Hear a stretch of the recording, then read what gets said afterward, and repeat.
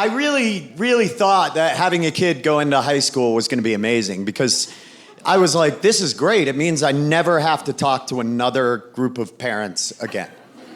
Because if you have kids in grade school or, in elementary school, you always have to talk to other parents, and it is so insufferable. Because every parent wants to come out and talk to you about their kid because people assume that if you have a child, you must have wanted that child.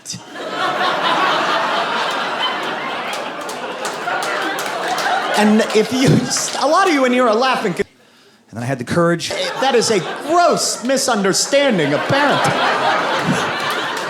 It's just not how it works. People think if you have kids that you must... I didn't have a kid because I wanted to have a child. I had a kid because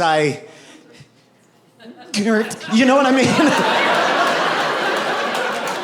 Because I'm sorry, I got some in you. That's why. Call someone. That's what I yelled the first time. When my son was born, call somebody. Yeah. And whenever you have to bring a kid to high school or some shit, or like middle school, like when I brought my son to elementary school, I always would watch him play on the playground. And inevitably, some tiny-faced housewife would come up and want to talk to me, and you know who I'm talking about. The morning, the little face, morning, how are you? What genetic purpose is served by having all of your facial organs on a dime-sized portion of your head? Just morning, how are you? And they'd always come up and they'd be like, oh my God, which one is yours? And I just, fuck does it matter? God damn it. He's that one right there. And they'd always be like, oh, the little blonde one? He is adorable. Isn't he precocious? What an adorable little boy.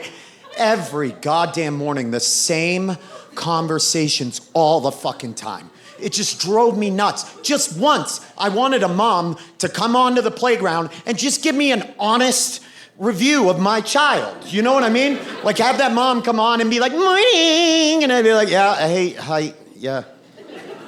Which one is yours? And I'd be like, oh, fuck, geez. It's that one right there. And she'd be like, oh, really? Bummer.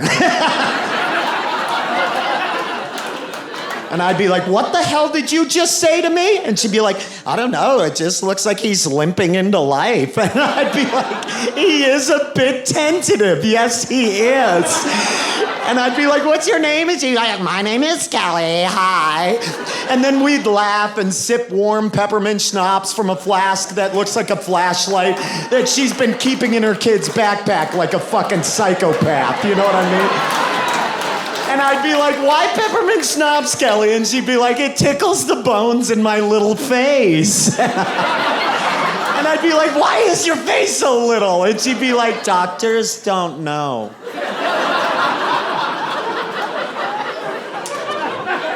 Yeah, doctors, geneticists aren't sure, but they think it's because I spend most of my waking hours now in the dark, hopelessly pawing the emptiness for all the dreams I bartered away for comfort.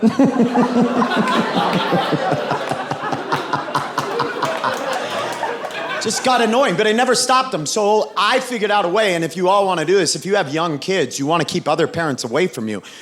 This is what I started doing. I started just making myself as unattractive as possible to look at. Just unappealing to talk to. I'd crook a leg in, you know what I mean? And I'd dangle an arm at my side, and I'd droop my face over, and then I started taking on that voice like Buffalo Bill, you know what I mean? I'd just talk like this. And I'd just kind of leer around and parents would come up and be like, morning, how are you? And I'd be like, yeah, hey. Hey, how are you? Okay.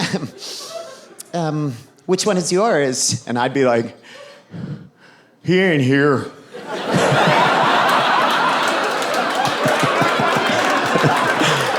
Yeah, he don't go here. Yeah.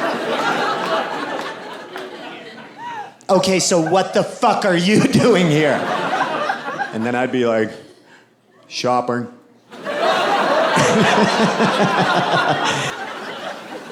Off.